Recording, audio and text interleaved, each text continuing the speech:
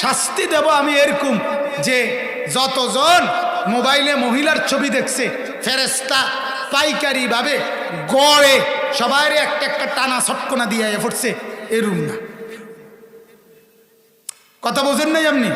ঘটনাটা এরকম সবাই ফাঁসায় একটা একটা লাথি দিয়ে এলাইছে যে সবাই শাস্তি আজকে একটা একটা করে লাথি বরাদ্দ হয়েছে সুজন দিয়া যাইগা। এটা না, আল্লাহ তাআলা বলেন আল্লাহু ইয়ালামু ওয়া আনতুম লা তা'লামুন, আমি রব্বুল আলামিন জানি কার আযাব কেমন, কাকে আমি কেমন শাস্তি দিচ্ছি, এটা শুধু আমি জানি, তোমরা জানো না।